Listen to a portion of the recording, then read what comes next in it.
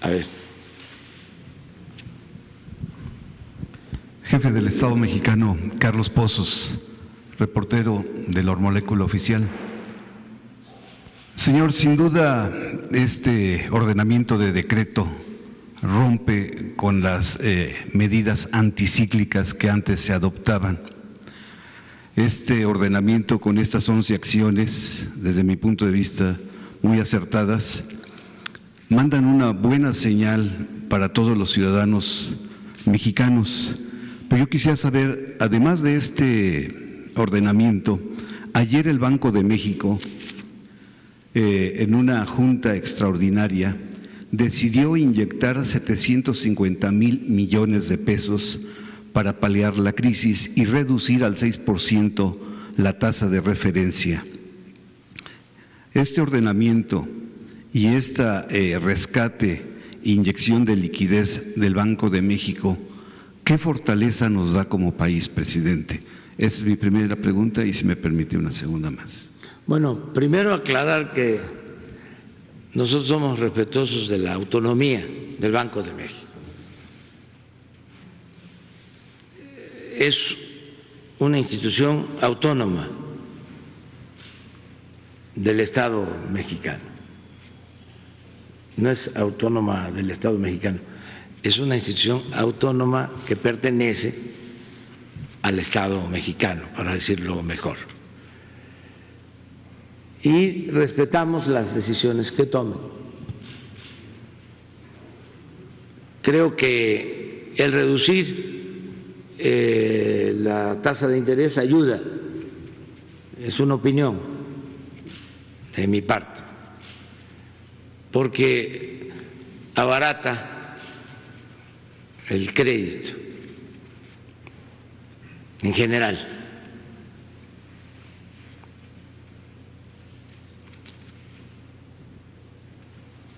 En lo que debemos de tener cuidado es en el uso correcto, moderado,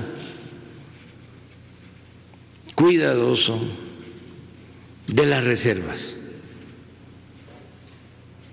del Banco de México, que son las reservas de la nación. Ahí sí, no son del Banco de México, son las reservas de la nación. Entonces, cuidar ese tesoro, para decirlo con claridad, y no disponer de esos recursos sin necesidad. Tiene que justificarse muy bien. Nosotros no estamos pidiendo recursos del Banco de México ni de ninguna institución financiera, porque pensamos que podemos salir adelante sin endeudar al país y sin perder reservas del Banco de México. Pero respetamos las decisiones que tomen, desde luego. Pensamos que ya es tiempo de cambiar el modelo neoliberal. Lo que está pasando en el mundo es una crisis de ese modelo. Lo hemos estado diciendo. Y es un error volver a lo mismo, cuando es un modelo fracasado, especulativo, que no piensa en la gente. Hay que replantearnos hasta los parámetros en que se mide el supuesto crecimiento, porque ¿cómo es posible que hay crecimiento y es cuando se produce más desigualdad? Entonces, ¿el crecimiento fue en beneficio de quiénes o cómo se concentró lo que creció la economía? ¿A quiénes benefició? Todo esto ya se ha empezado a debatir en el mundo. Nos sentimos orgullosos porque fuimos de los primeros que planteamos que no íbamos a someternos a la política neoliberal. Tuve una discrepancia, yo diría sana, con el anterior secretario de Hacienda, porque cuando teníamos que presentar el plan de desarrollo, con Carlos Ursúa, sí, me llevó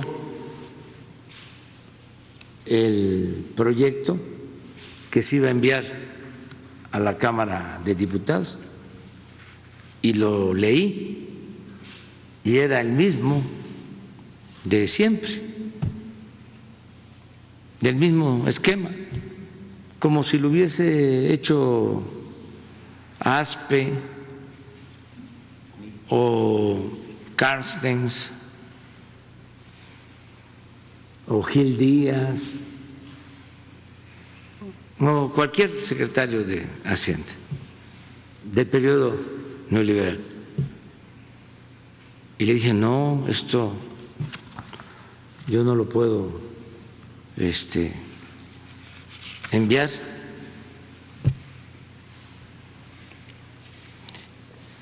Danos oportunidad unos días, cuando se vence el plazo.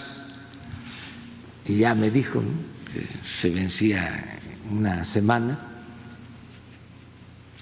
y me puse con un equipo que me ayudó a elaborar el plan que al final enviamos al Congreso. Pero son dos visiones distintas completamente. Entonces, eso también lo estamos enfrentando ahora. Por eso hay protestas o inconformidades, porque ya no seguimos el mismo esquema, ya no nos sometemos a la agenda que se dictaba, y era hasta vergonzoso, desde el extranjero. Esas llamadas reformas estructurales pues no surgieron de México, no parten de las necesidades de nuestro país, sino fue una receta que aplicaron desde los centros financieros del mundo para todos los países, igual para todos, además con el mismo nombre: reforma energética, reforma fiscal, reforma laboral, reforma educativa, reforma a la seguridad social. Lo mismo. Y en los congresos de todos los países se ajustaron las constituciones y las leyes a ese mandato del extranjero. Entonces, cuando había una crisis,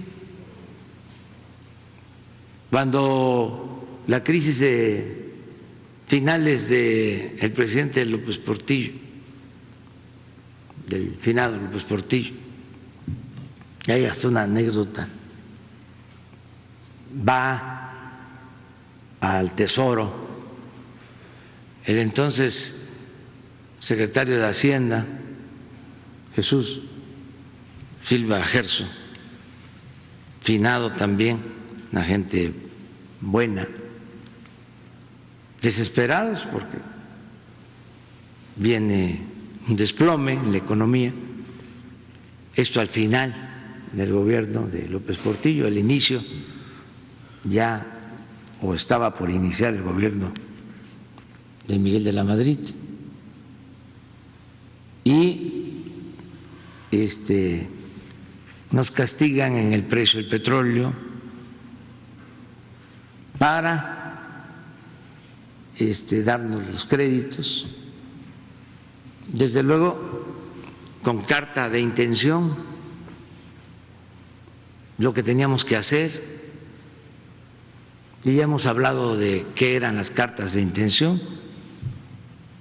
Era despedir trabajadores, reducir salario, aumentar tarifas, privatizar,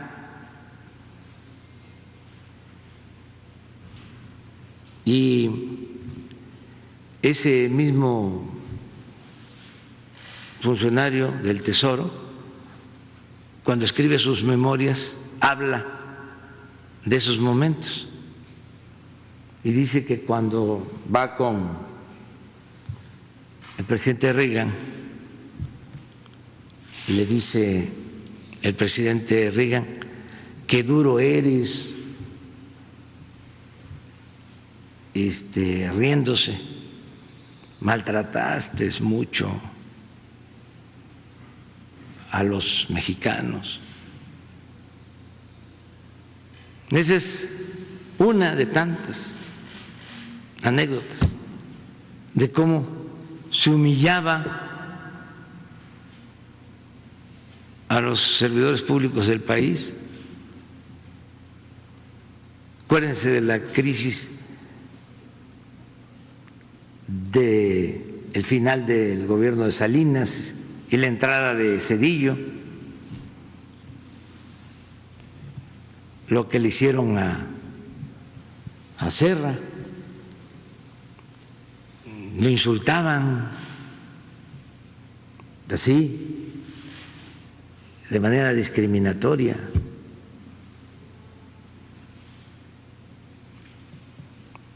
Entonces, eso ya no. En ese tiempo nos dieron 20,000 millones de dólares, pero quedó hipotecado todo el ingreso petrolero. En ese tiempo, recuerden que fue lo del FOBAPROA, el que convirtieron las deudas de los de arriba, de unos cuantos, en deuda pública, o sea, que todavía estamos pagando todos. Entonces ya no esos modelos. Y esto pues ha producido alguna inconformidad y apuestan a que no vamos a salir, a que nos vamos a rendir. Nosotros vamos a hacer todo lo que esté de nuestra parte, aunque nos quedemos con lo indispensable, no va a faltar apoyo para la mayoría del pueblo, sin endeudarnos. Ese es el desafío. Presidente de México.